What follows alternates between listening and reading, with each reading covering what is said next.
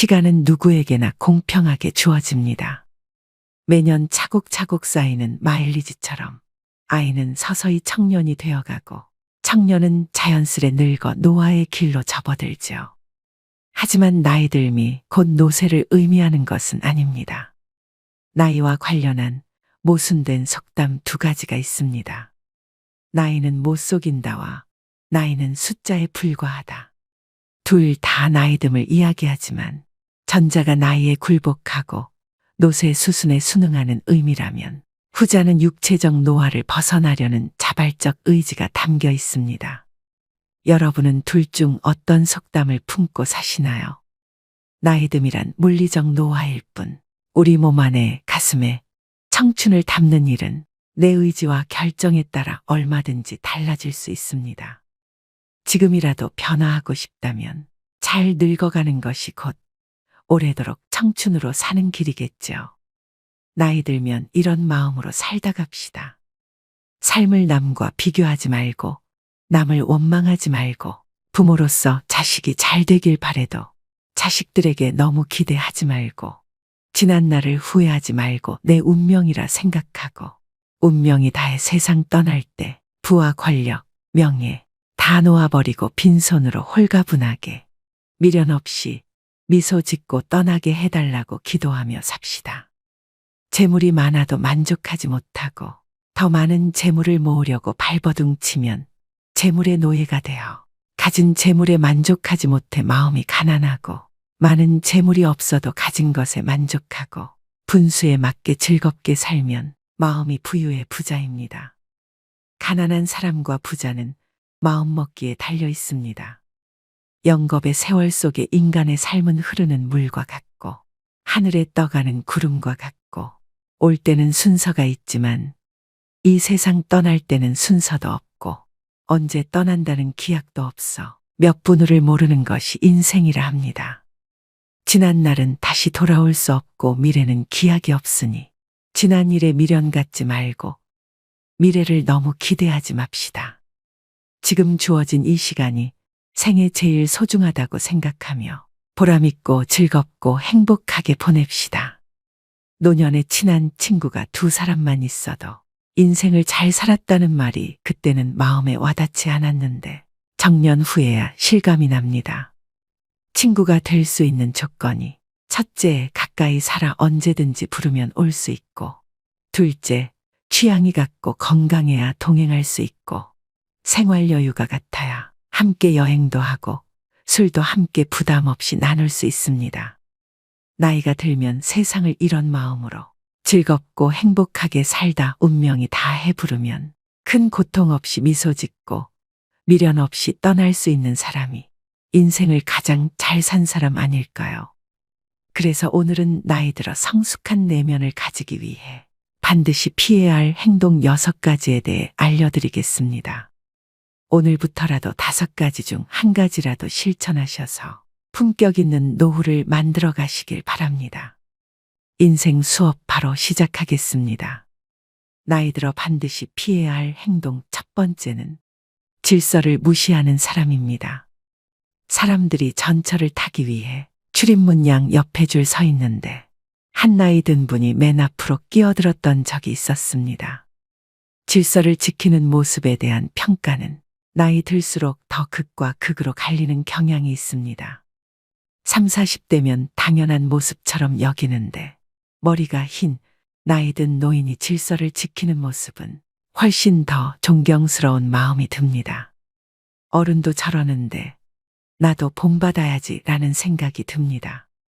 30대, 40대도 어른인데 유독 노인에게 이런 마음이 든 이유는 무엇일까요?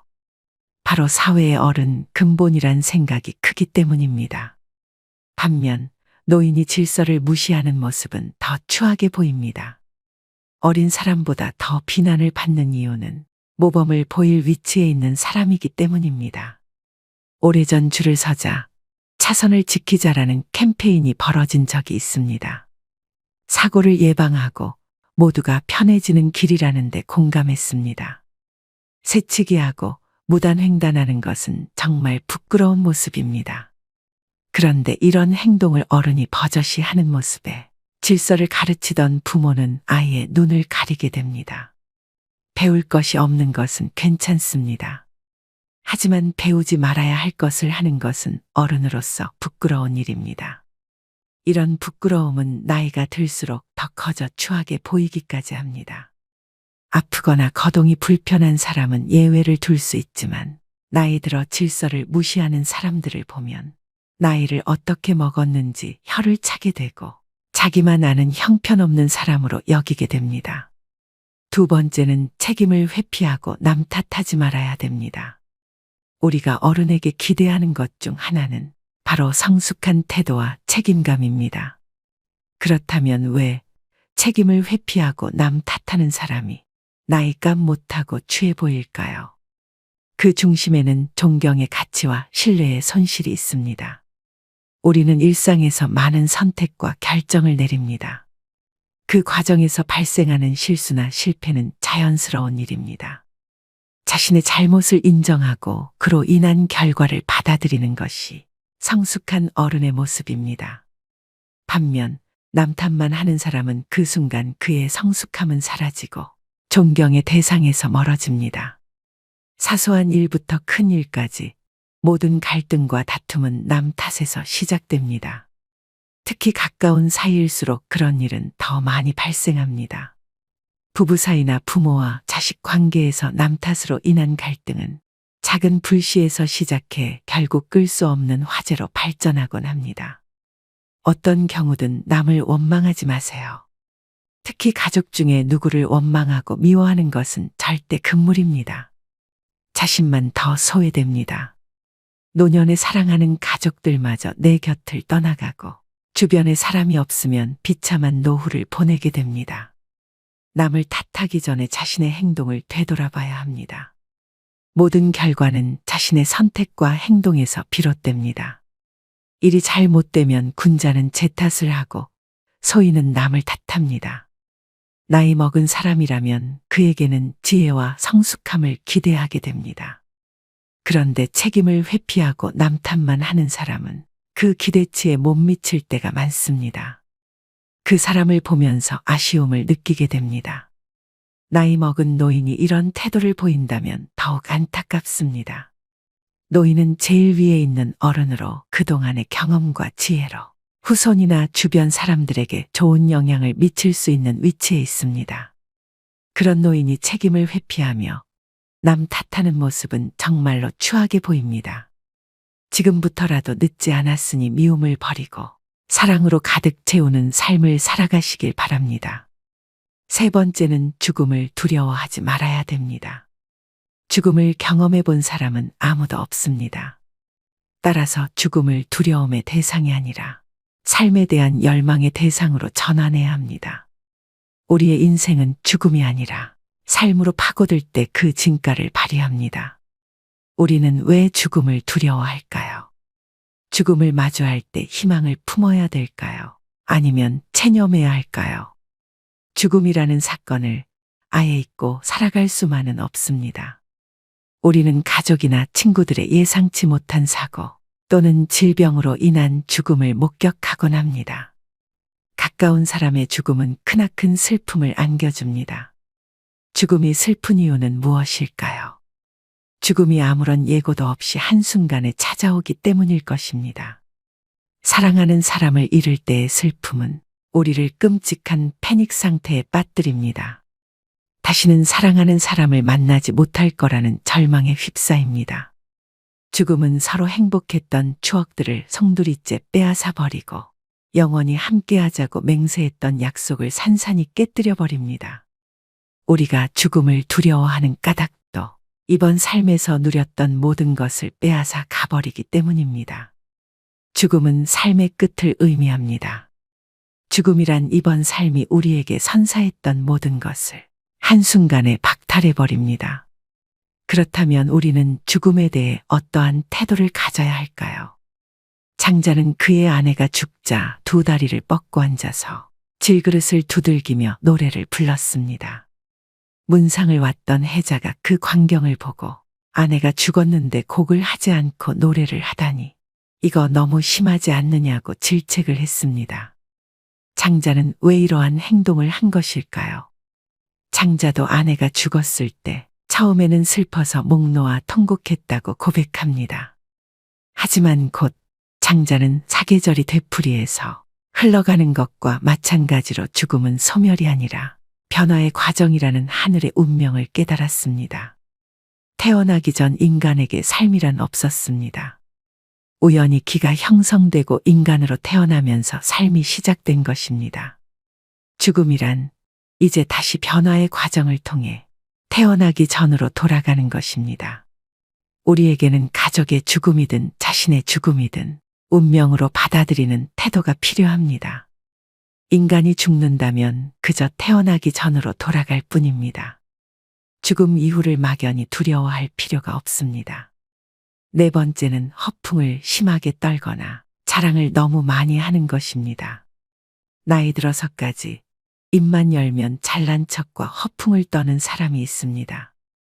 제 주변 친구 중 한 명은 그렇게 자식 자랑을 합니다. 살면서 하지 말아야 할 자랑 세 가지를 꼽자면 배우자 자랑, 자식 자랑, 돈 자랑이라고 합니다. 이 가운데서도 특히 아무리 친한 친구 사이라도 하지 말아야 할 자랑이 있는데 그것이 바로 자식 자랑입니다. 사람들 가운데는 자식들 일로 인해 자랑을 할 것이 많은 사람도 있지만 그렇지 않은 사람도 있지요. 특히 자식 때문에 속을 썩이고 있거나 고민이 많은 사람이 있습니다.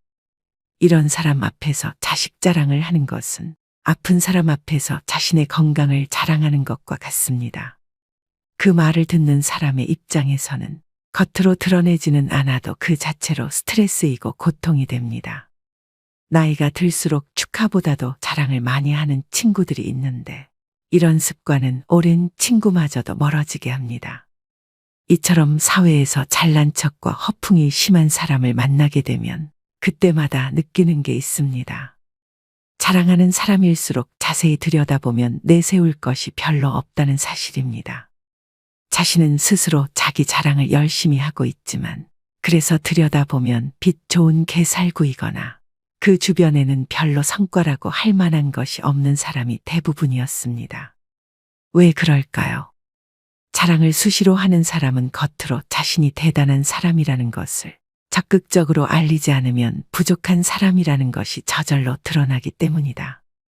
자신에게 부족한 점이 많다는 것을 감추기 위해 끊임없이 주변 사람에게 자기를 드러내는 것입니다. 주변 사람에게 어떻게든 인정을 받아야 부족한 것을 감출 수 있을 것 같은 의식의 생각입니다. 그런 사람들의 의식에는 역설적으로 별로 이룬 것이 없는 사실에 대한 불안과 걱정이 깔려 있습니다. 반면 무엇인가를 이룬 사람은 그것을 굳이 자랑하려 하지 않습니다. 아니, 자랑할 필요가 없습니다. 자랑하지 않아도 그들이 갖춘 것은 저절로 드러나기 때문입니다. 경제적으로나 정신적으로나 부유하든 그렇지 않든 과시를 주목적으로 하는 사람일수록 자랑하는 것만큼 실제로는 보잘것없을 가능성이 큽니다.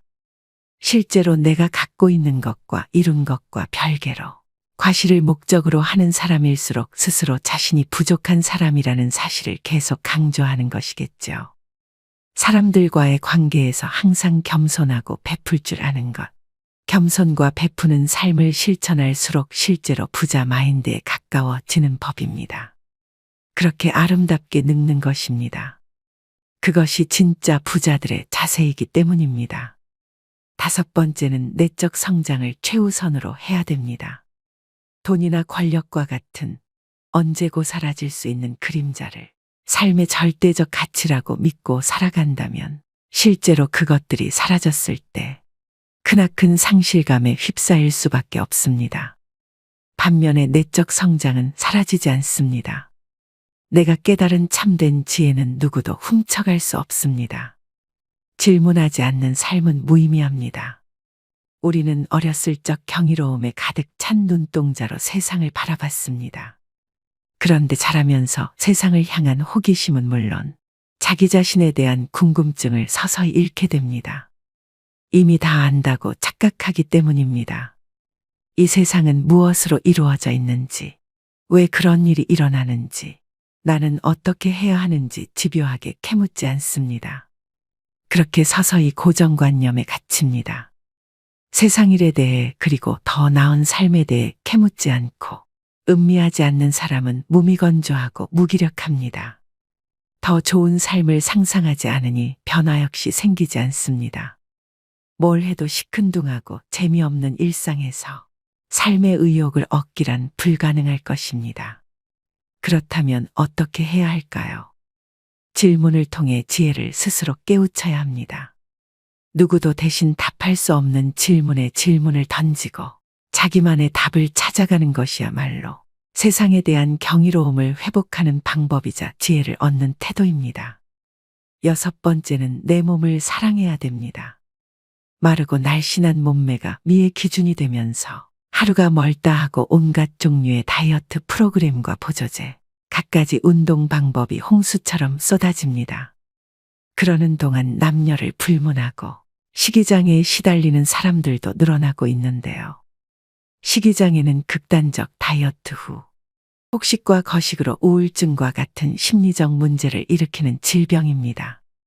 우울증은 다시 폭식과 거식으로 이어져 악순환의 고리에 빠지게 됩니다.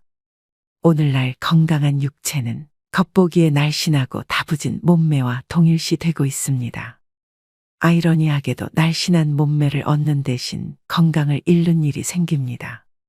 어떻게 하면 정신과 육체를 모두 건강하게 할 수 있을까요?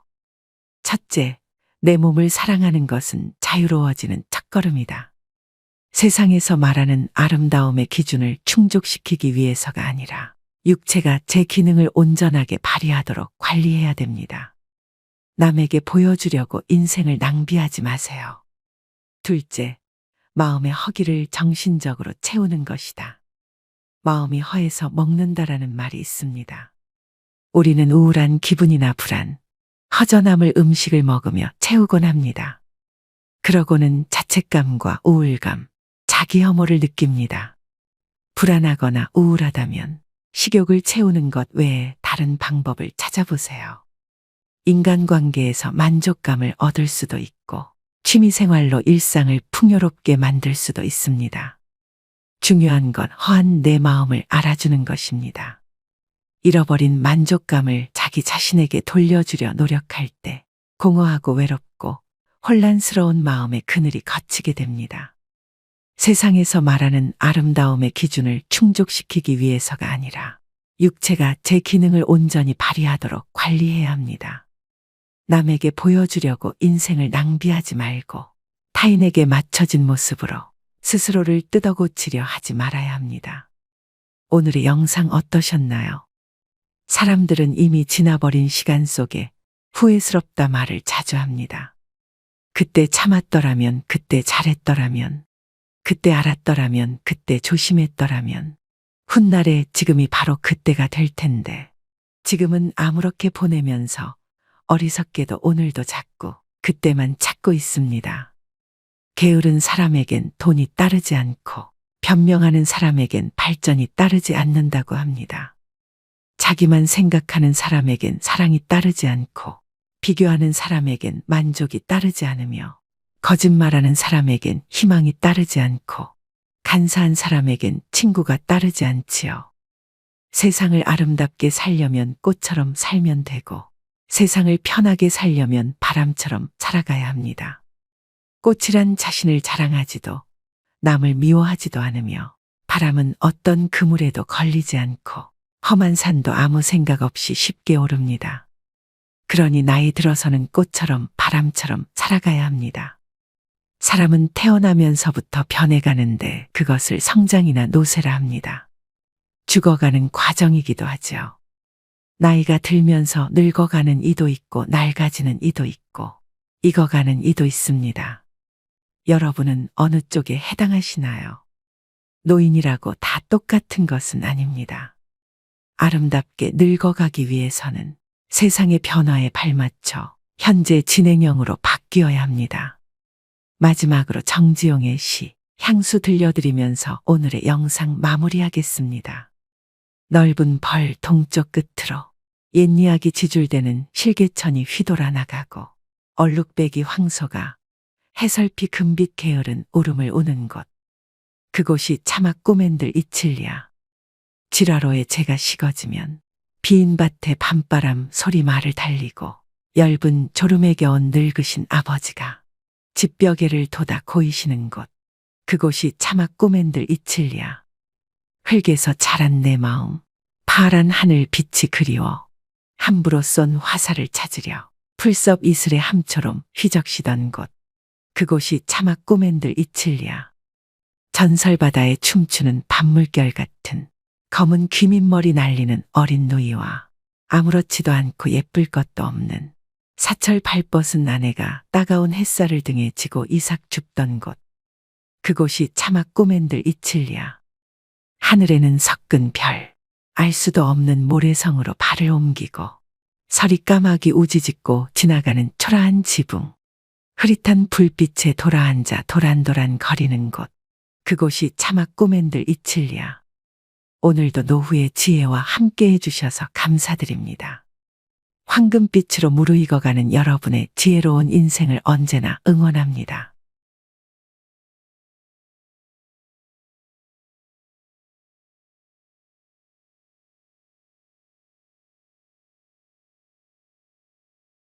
지금은 60세를 신중년이라고 합니다.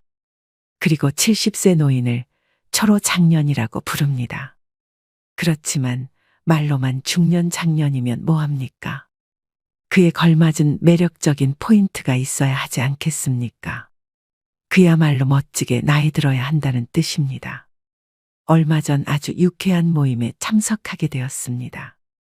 지인의 초대로 함께한 자리의 장은 80대가 넘은 분으로 걸음걸이가 단정하고 앉은 모습도 흐트러지지 않았으며 참석자들이 올 때마다 애정어린 인사로 반겨주었습니다. 모임 내내 그분은 상대가 가진 좋은 점을 칭찬하며 서로에게 도움이 되는 조언을 하셨죠. 식당의 주인에게도 위트 넘치게 대하였으며 마지막에는 조용히 밥값까지 자신의 카드로 지불했습니다. 한 번도 염색하지 않으셨다는 머리는 화이트와 그레이가 어울려 더욱 단정한 모습을 보이셨고 하얀 셔츠에 자켓 차림은 꽤 멋있는 옷차림이었습니다. 10명이 모여 식사를 하였는데 모임이 파하고 집에 돌아와도 유쾌한 기분이 내내 들었습니다. 아름다운 노년의 전형을 보게 된 것 같아 앞으로의 지향점도 생기기도 해서 좋은 기분이 들었는데요. 우리가 흔히 매력이 있다고 하면 용모가 멋지고 아름다운 젊은이들을 떠올리기 쉽지만 나이 든 분들의 매력은 경륜까지 더해져 훨씬 깊이가 있다는 것을 깨닫게 된 좋은 경험이었습니다. 여러분은 이 노신사를 보고 어떤 생각이 드시나요? 우리는 늙는 것이 아니라 익어가는 것이라 했습니다. 그런데 익어가더라도 곱게 익어가고 익어갈수록 매력이 넘치지 않으면 안 됩니다. 다 늙어서 무슨 매력이냐 하시는 분들도 분명 계실 겁니다. 매력은 더 이상 젊은이들만의 전유물이 아닙니다. 나이 들어 늙어가는 노인도 충분히 매력적입니다. 그러나 노인들은 대개 늙었다는 이유로 매력이라는 단어에 거리를 두는 옷차림과 언행을 하는 것을 쉽게 볼 수 있습니다. 그렇지만 오히려 나이가 들수록 외모에서부터 개인 취향인 옷차림까지 시각적, 정신적인 부분까지 포괄적인 항목에서 매력을 느낄 수 있어야 살아가는데 활력이 생길 수 있습니다. 영국 런던의 정치경제대학교 교수였던 캐서린 하킴은 매력자본이라는 개념을 만들었습니다. 한마디로 매력이 능력이자 경쟁력이라는 말인데요. 그녀가 말한 매력은 잘생긴 외모만을 뜻하는 것이 아닙니다. 유머 감각과 활력, 세련미, 상대를 편안하게 하는 기술 등 다른 사람의 호감을 사는 멋진 태도나 기술을 말합니다. 이런 멋진 태도나 기술은 나이가 많다고 쇠퇴하지 않는다는 것입니다. 오히려 더 좋아질 수도 있습니다. 이것이 바로 나이듦의 지혜와 여유가 아니겠습니까? 그렇다면 나이 들수록 잃어가는 매력을 어떻게 유지할 수 있을까요? 다음에 5가지를 충실히 실천하시면 여러분들도 분명 매력 자본을 갖춘 멋쟁이 노인이 될 수 있습니다. 영상 끝까지 시청하시고 오늘부터 바로 실천해 보시길 바랍니다. 첫째, 자주 웃으셔야 합니다. 얼마 전 지하철의 경로석에 앉은 노인들을 유심히 관찰해 보았습니다. 거의 모든 노인의 인상이 찌그러져 있었는데요. 이처럼 대개 노인하면 인상이 찌푸려져 있는 모습을 떠올립니다. 그러나 가끔 인터넷에서 사진을 검색하다 환하게 웃고 있는 주름진 노인의 얼굴을 보면 훨씬 안정감을 주고 세월의 깊이를 느끼게 해줍니다. 그러니 자주 크게 일부러라도 웃으셔야 합니다. 상대가 한 말의 웃음소리로 화답해주면 상대와의 관계도 좋아질 것입니다. 되도록 늘 웃는 얼굴을 유지하셔야 합니다. 좋은 인상을 주려면 늘 웃는 연습을 해보는 것입니다. 거울을 보고 입꼬리 올리고 씩 웃어보세요. 나이 들어 웃는 얼굴을 만드는 것이야말로 가장 중요한 매력 포인트입니다. 둘째, 항상 마음의 여유를 가지셔야 합니다. 특히 사소한 일에 이러쿵저러쿵 따지지 말아야 합니다. 나이 들어가면서 불평불만이 잦은 것은 듣는 사람에게 동정심을 일으키지도 못하고 오히려 흉하다는 생각을 하게 합니다. 조금 불편해도 왜 나를 챙기지 않지 하는 마음을 버리고 마음의 여유를 가지셔야 됩니다. 마음에 안 들고 불편하더라도 웬만한 것들은 모두 양보하며 웃어넘기세요. 그래야 멋진 노년이 될 것입니다. 셋째, 품격을 지키셔야 됩니다. 무단횡단하는 일이 나이든 이의 특권은 아닌 것과 같이 삼가야 할 것은 확실히 삼가야 됩니다. 나이 들었으니 용인 되겠지 하는 생각은 하지 말아야 됩니다.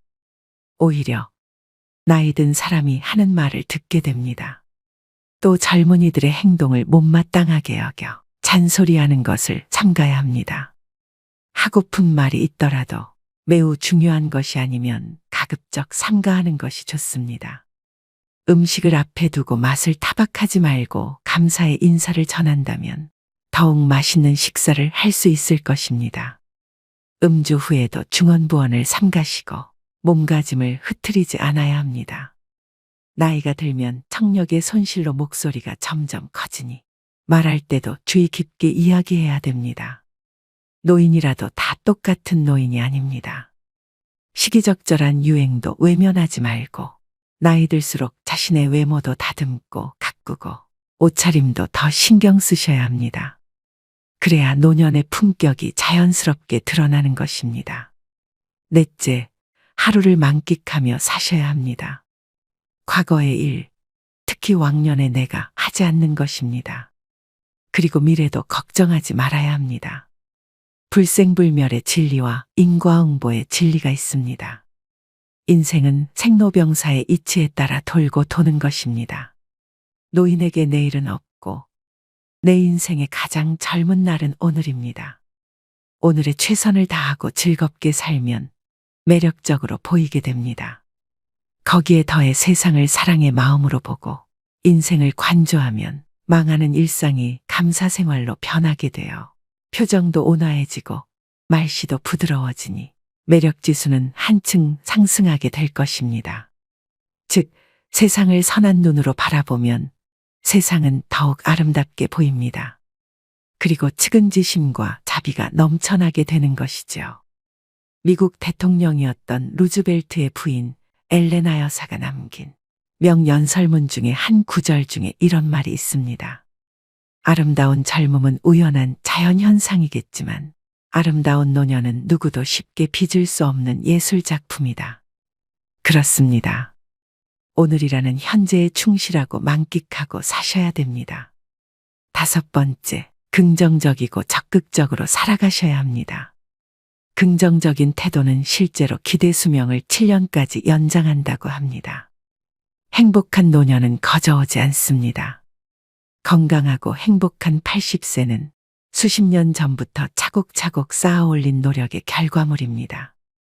이제 부정적인 모든 것은 지우는 것입니다. 자신의 익어감을 편안히 순리대로 받아들이는 것이 훨씬 더 평안하고 매력적이며 중후한 멋을 풍기게 되는 것이 아닐까요? 그리고 조금은 바보같이, 조금은 믿으며 사는 것입니다.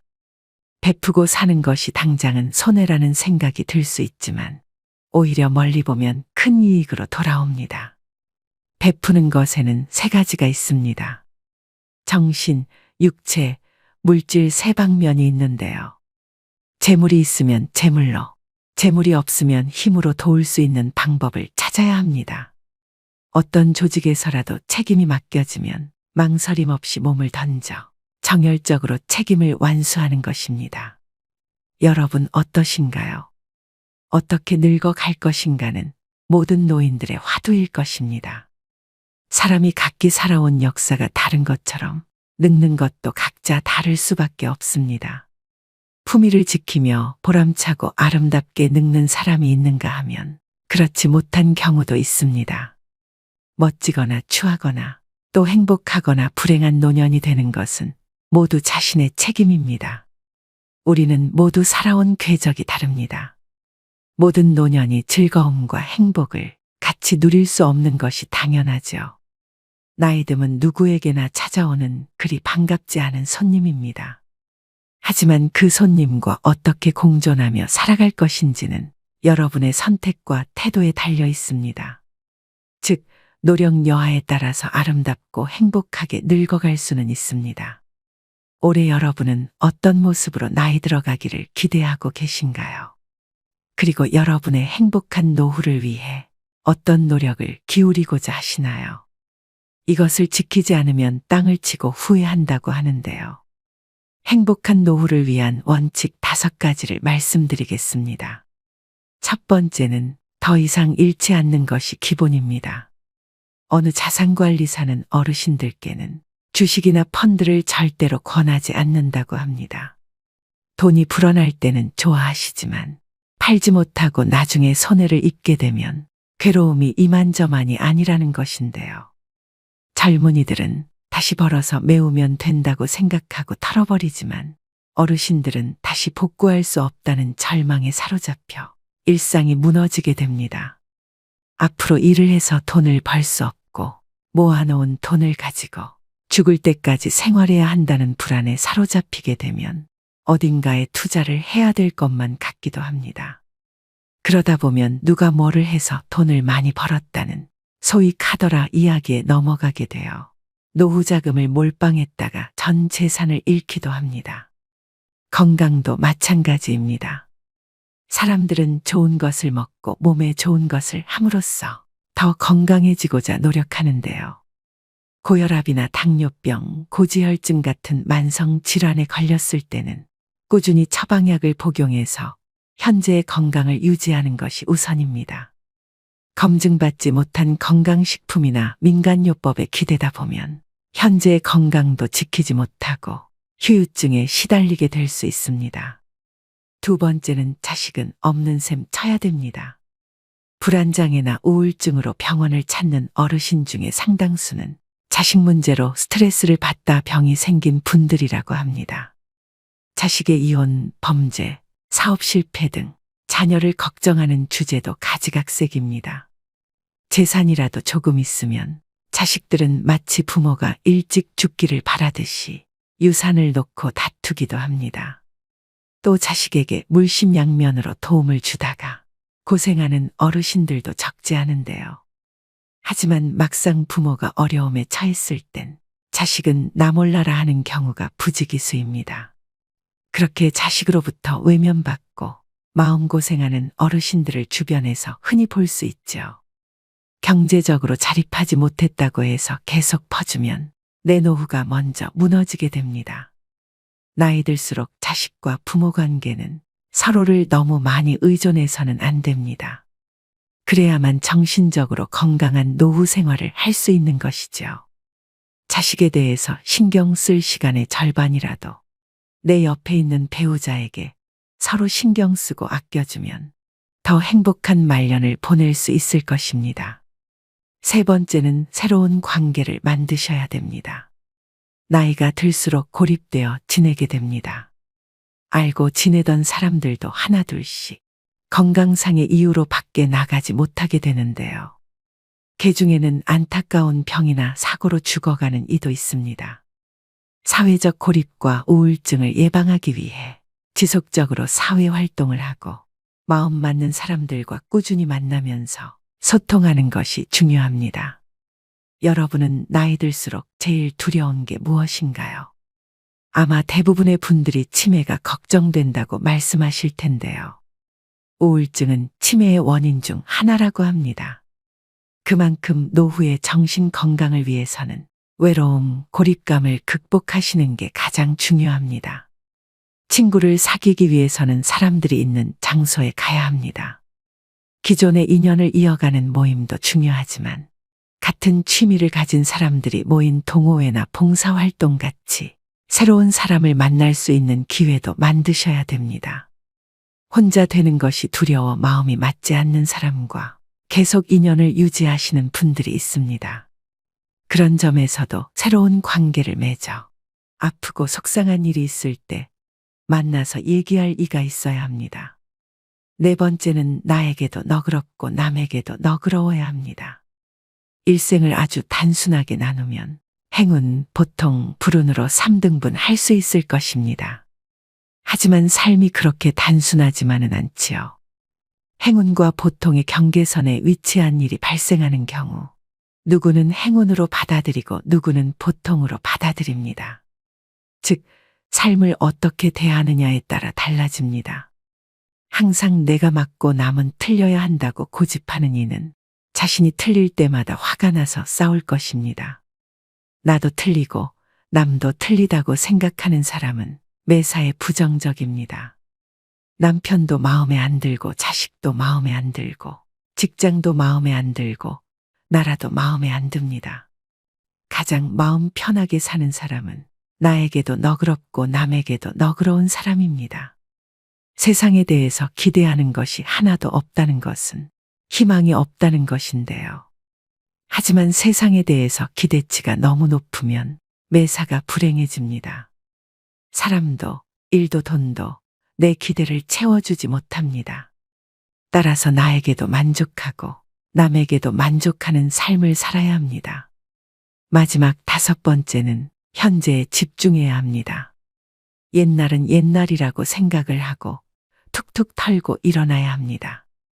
과거에 행복했다는 생각 때문에 현재가 불행하게 느껴져서는 안 됩니다. 과거의 트라우마로 인해 아직까지 불행에서 벗어나지 못해서는 안 됩니다. 미래에 대해서도 마찬가지입니다. 희망을 잃고 절망에 빠지면 현재도 불행해집니다. 장밋빛 미래에 현혹되면 현재를 대강대강 살면서 꿈을 쫓는다고 생각하기 쉽습니다. 과거의 잘못을 돌이켜보면서 같은 실수를 되풀이하지 말아야 한다는 점에서 과거 역시 무시해서도 안 되겠죠. 미래에 대한 희망도 필요하고 미래에 대한 걱정도 필요합니다. 하지만 삶의 중심은 언제나 현재여야만 한다는 것을 명심하셔야 됩니다. 행복하고 건강한 노년을 위한 필수 원칙 5가지를 말씀드렸는데요.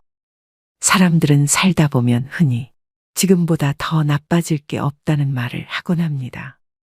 하지만 과거가 현재가 되고 현재가 미래가 됩니다. 최악의 시점이라고 생각이 들던 과거의 한때도 지금 돌이켜보면 그때가 지금보다는 나았다는 생각이 들 수 있을 텐데요. 60살이 되면 50살이었을 때를 생각하면서 그때는 좋았다고 여기고 80살이 되면 70살이었을 때가 좋았다 여기기 마련입니다. 그렇기 때문에 나이 들어서도 매 순간 계속해서 좋은 추억을 만드는 것이 중요합니다. 젊었을 때의 추억만이 나이 들어 힘이 되는 것이 아닙니다. 누구나 100살까지 살 수 있는 세상에서 나이 들어서 만들어진 좋은 추억도 훌륭한 인생 미천이 됩니다. 마지막으로 노후철의 명심보감을 들려드리면서 오늘의 영상 마무리하겠습니다. 부르는 데가 있거든 무조건 달려가라. 불러도 안 나가면 다음부터는 부르지도 않는다. 아내와 말싸움이 되거든 무조건 져라. 여자에게는 말로써 이길 수가 없고 혹 이긴다면 그건 소탐대실이다.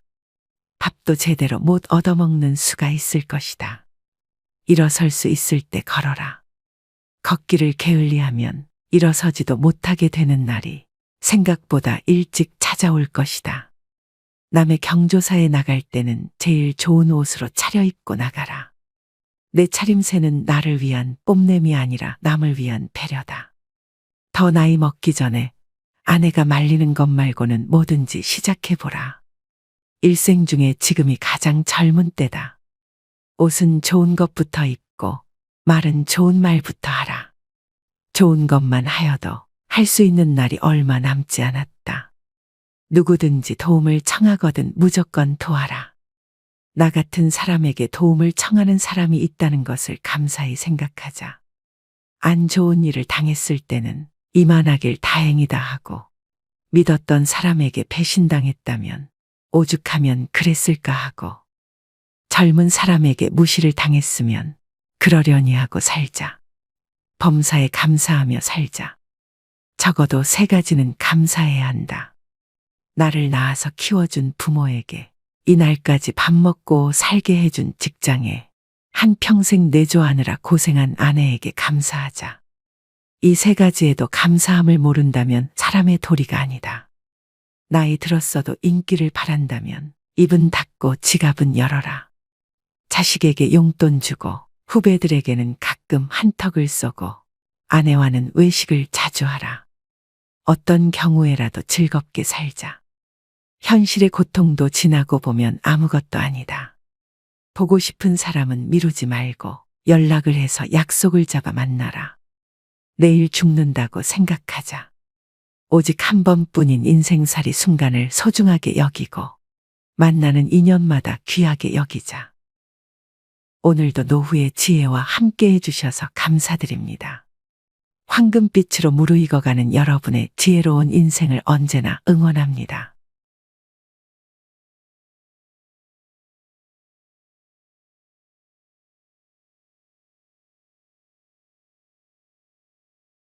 오늘은 조금 무겁고 현실적인 이야기를 나눠볼까 합니다. 인간이라면 누구도 피할 수 없는 한 가지가 있죠. 우리 모두는 언젠간 늙고 병들어 죽게 마련입니다. 죽음을 떠올리는 것을 금기시하는 우리는 죽음의 맨 얼굴을 애써 보지 않으려 하다가 부모나 배우자, 자식처럼 가까운 사람을 잃고 나서야 허둥지둥 죽음에 관해 생각합니다. 그러나 그것도 잠시, 산 사람은 살아야 한다며 또다시 현재에만 집중하죠. 하지만 우리 대부분은 호스피스 병동의 환자처럼 임종실의 주인공이 될 것입니다. 이처럼 우리 모두는 언젠가 죽음을, 사랑하는 이와의 영원한 이별을 준비해야 합니다. 사실 그보다 더 힘든 것은 죽음의 순간 작별 인사도 하지 못하는 것일 텐데요. 인간이 세상을 떠나기 전 때가 왔다는 것을 알 수 있다면 얼마나 좋을까요? 스스로 삶을 마무리하는 시간을 가질 수도 있고 사랑하는 사람의 마지막 순간을 지킬 수도 있을 것입니다. 인생이라는 웅장한 공연의 커튼이 내려가는 그 순간, 여러분과 저는 무엇을 뜨겁게 느끼면서 육체와 이별하게 될까요? 임종 직전 대부분의 사람들에게 나타나는 공통점이 있다고 하는데요. 그래서 오늘은 임종 전 일어나는 대표적인 6가지 증상에 대해 살펴보려고 합니다. 오늘의 영상 끝까지 시청하시고 인생의 마지막 여정을 위한 해안을 얻으셨으면 좋겠습니다. 바로 시작하겠습니다. 우선 첫 번째로 수면 시간에 변화가 생깁니다. 길게는 약 1달에서 짧게는 1주 전부터 수면 시간은 평소보다 길어지고 깨워도 별 반응을 하지 않습니다. 3, 4일을 내리자고 잠깐 가족의 얼굴을 알아본 뒤 다시 깊은 잠에 빠져들기도 합니다. 마치 혼수 상태처럼 잠만 자는 것이 특징인데요. 보통 사람은 잠을 잠으로써 몸이 회복되는 작용이 일어나지만 임종 전 환자는 몸이 회복되는 것이 아니라 대사가 서서히 느려져 체내의 장기 기능이 떨어지고 있는 것을 의미합니다. 또 갑자기 이상한 말을 하기도 하며 이유 없는 공포감을 드러내기도 하는데요. 항상 의식에 반응이 없는 것은 아니기 때문에 의식이 명료할 때 하고 싶은 대화를 미리 해두는 것이 좋습니다. 두 번째는 피부가 변합니다. 임종 전의 피부 변화는 종종 발생할 수 있는 현상 중 하나입니다. 주로 다음과 같은 양상으로 나타날 수 있습니다. 첫째, 차가운 피부. 임종에 접어들면서 혈액순환이 감소하고 체온이 떨어지면서 손과 발, 얼굴 등이 특히 차가워질 수 있습니다. 둘째, 천진 및 발색 변화. 피부의 진피와 표피의 경계가 더욱 뚜렷해지고 피부가 창백해질 수 있습니다. 혈액순환이 감소하면서 발색 변화가 나타납니다. 셋째, 수족 부종. 종종 임종 전에는 심부전이나 체내 액체 이동의 변화가 생길 수 있어서 손과 발이 부어오를 수 있습니다. 넷째, 건조한 피부. 신체 대사가 감소하면서 피부가 건조해지는 것이 일반적입니다. 각 단계가 진행됨에 따라 피부가 푸르스름해 보이는 청색증이 나타나기 시작합니다. 임종 전 대표적인 증상 세 번째는 정신이 맑아집니다. 죽음에 다다르면 오히려 정신이 맑아지고 뚜렷해지는 모습을 보이는 경우가 여럿 있습니다. 보통 이런 현상은 노화로 죽음을 맞이하는 노인들에게서 많이 발견되는 증상입니다. 이런 경우 제 기능을 하지 못하던 뇌도 순간적으로 제 기능을 해서 전에는 바로 옆에 있어도 잘 알아보지 못하던 가족들을 알아보고 초점을 잃었던 눈에도 힘이 생깁니다. 이런 상황에서 보통 어르신들은 가족들과 인사를 나누고 유언을 하시기도 합니다. 이럴 때 종종 힘있고 뚜렷한 눈으로 천장이나 창밖을 계속해서 주시하는 경우가 많다고 합니다. 네 번째는 호흡이 변합니다. 보통 임종 과정에서 나타날 수 있는 호흡은 체인스톡 호흡이라고 합니다. 임종이 다다르면 숨을 몰아쉬고 또 잠시 멈췄다가 또 몰아쉬는 경우가 반복됩니다. 이런 경우 보통 임종 과정에 가까웠다고 보게 되고 자연스럽게 숨을 쉬지 못하고 목의 근육이나 턱, 가슴 근육 이런 것들을 많이 사용을 해서 숨을 쉬는 모습을 보입니다. 또 가래 끓는 소리가 나기도 하는데요. 죽음을 앞둔 사람은 가래를 삼키지도 뱉어내지도 못하게 되면서 목에 분비물이 쌓이게 됩니다. 따라서 숨을 쉴 때 가래 끓는 소리가 납니다. 영어에서는 죽음의 딸랑이라고 이를 뜻하는 단어가 있을 정도로 대표적인 임종의 신호이기도 합니다. 다섯 번째는 식욕 감소 및 갈증이 생깁니다. 임종 전 증상으로 며칠, 몇 주 동안 많은 사람들은 음식과 음료에 대한 욕구가 감소하는 것을 경험하는데요.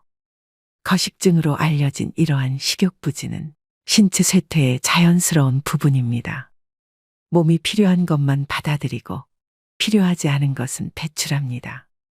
또 입이나 목이 건조해지고 입술이나 혀가 갈라지거나 침이 끈적끈적해집니다.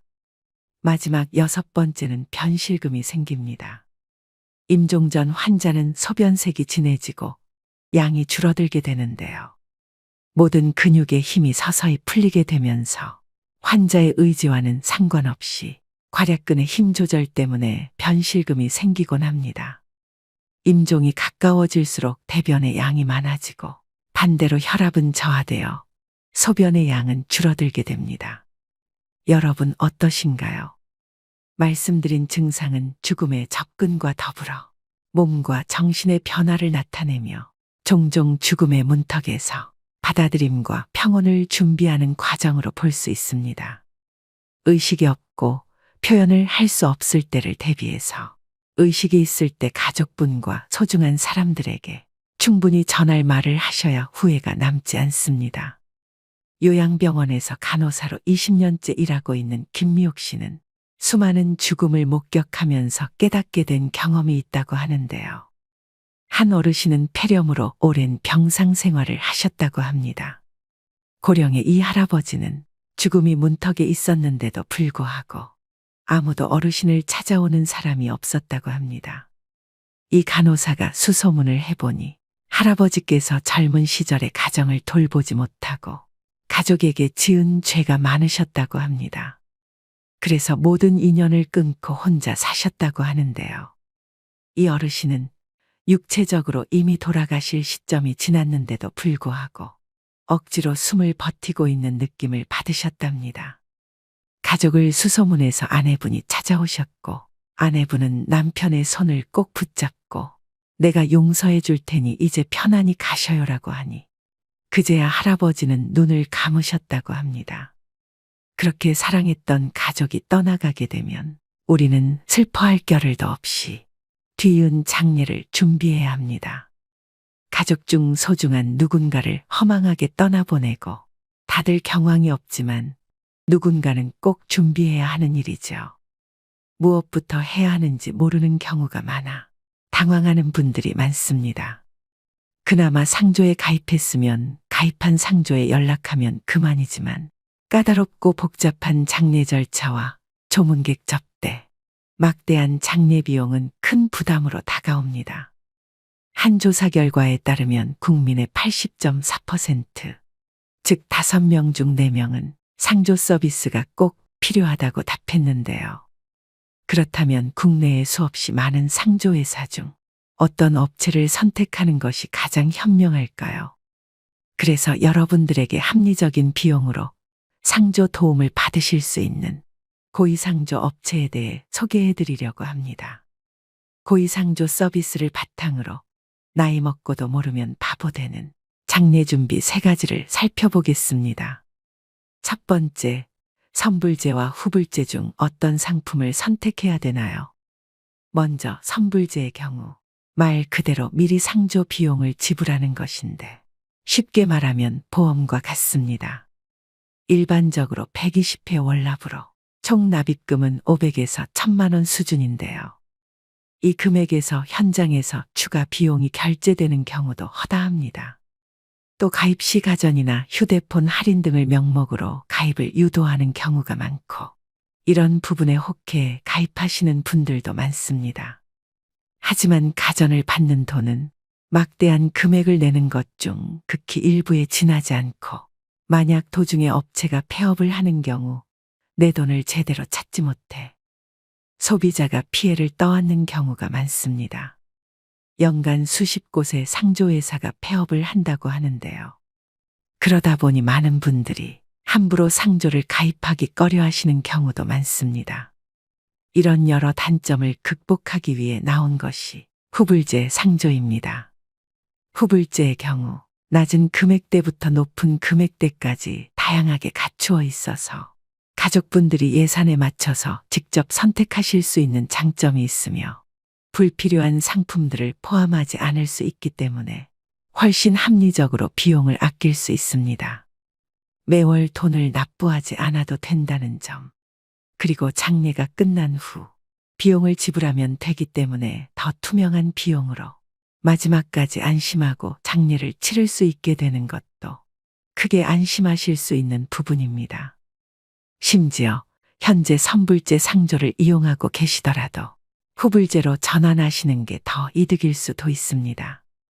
고위상조에서는 후불제 전환 비교 서비스도 제공해 드리니 상담 받아보시길 추천드립니다. 두 번째, 장례식장이 있는데 굳이 상조도 따로 필요한가요? 이는 웨딩 플래너 없이 결혼을 준비하는 것과 유사합니다. 장례식장의 장례지도사는 처음부터 끝까지 책임져 주지 않습니다. 빈소에 1시간에서 2시간 들르고 물품을 파는 역할이 전부입니다.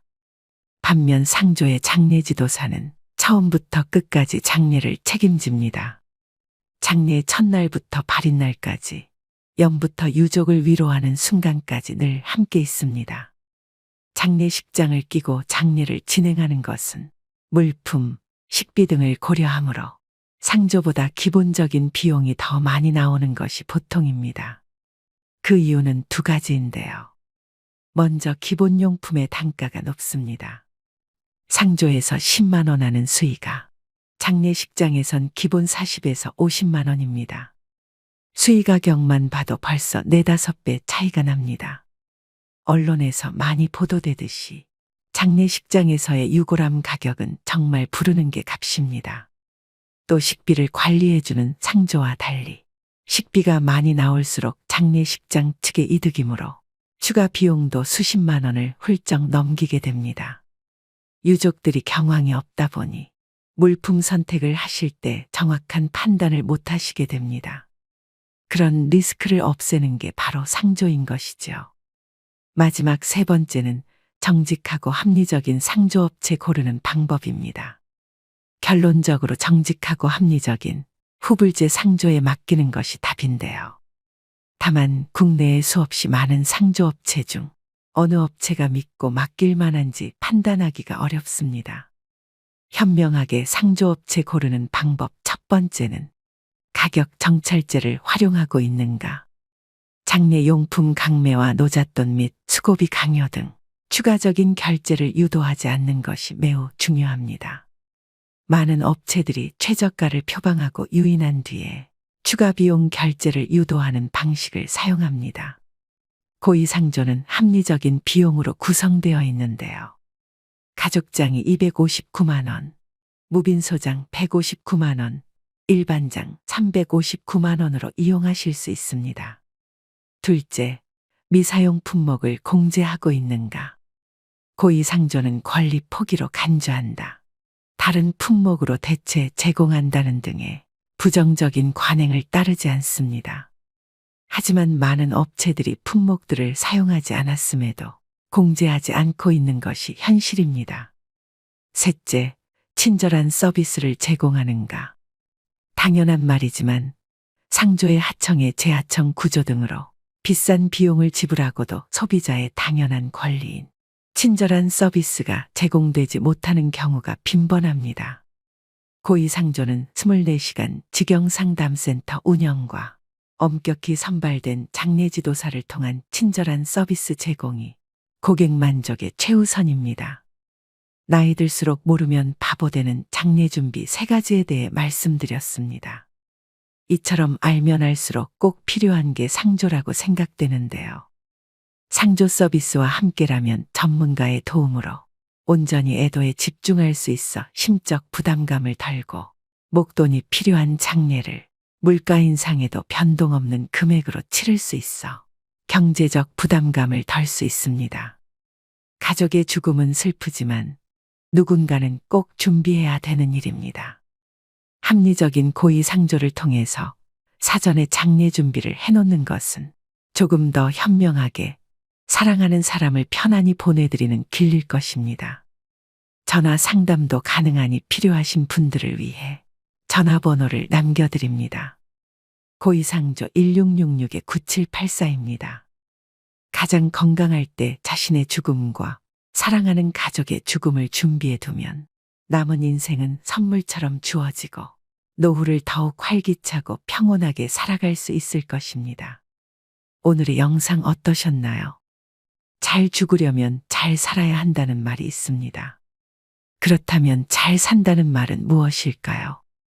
용서를 빌어야 하는데 빌지 못했던 잘못들, 옆에 있는 사람에게 잘해주지 못한 것에 대한 마음이라고 마지막 순간에서 대부분의 사람들은 그렇게 말합니다. 모든 죽음은 슬픕니다. 하지만 슬픔 속에서 떠나더라도 우리는 죽음 직전까지 행복해야 합니다.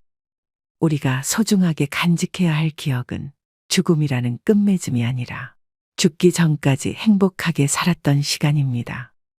글을 쓸 때 첫 문장보다 마지막 문장을 먼저 생각하면 좋습니다. 마지막 문장을 생각한 뒤 글을 써나가면 흐름의 일관성이 생기고 글 전체가 한 호흡으로 연결되기 때문인데요. 인생도 글쓰기와 다르지 않습니다. 자신의 마지막을 응시하는 것은 삶의 일관성을 부여하는 일입니다. 살다 보면 순간순간 중요한 갈림길에 서게 됩니다. 그때마다 자신의 마지막을 상상하며 후회하지 않을 선택을 한다면 인생의 중요한 것을 놓치지 않고 살아갈 수 있습니다. 여러분 모두 후회가 남지 않는 행복한 노후를 보내셨으면 좋겠습니다. 마지막으로 인생에 대한 좋은 글 읽어드리면서 오늘의 영상 마무리하겠습니다. 무엇이 삶이고 무엇이 늙음이고 무엇이 죽음인가. 현재의 행복에 최선을 다함이 삶이요. 이러한 삶이 오래되어 편해짐이 늙음이요. 영원히 쉬는 것이 죽음이라면 틀린 말일까? 사람들은 모든 면에서 양면성을 지닌다. 생과 사에 대해서도 그렇다. 어떤 사람들은 살기 위해 발버둥치고 또 어떤 이들은 쉽게 죽어버리려고 한다. 인간들 외에도 모든 생물은 열매를 맺는다. 벼 이삭도 쌀을 맺으면 그 줄기와 이파리는 누렇게 시들고 볼품없어지는 것이다. 사과나무도 사과를 연글게 할 무렵이면 그 이파리는 벌레 먹어 흉한 모습이 된다. 사람도 이와 같이 그 열매, 곧 아들과 딸을 장성시키면 늙고 병들어 볼품없는 모습으로 변해가는 것이다.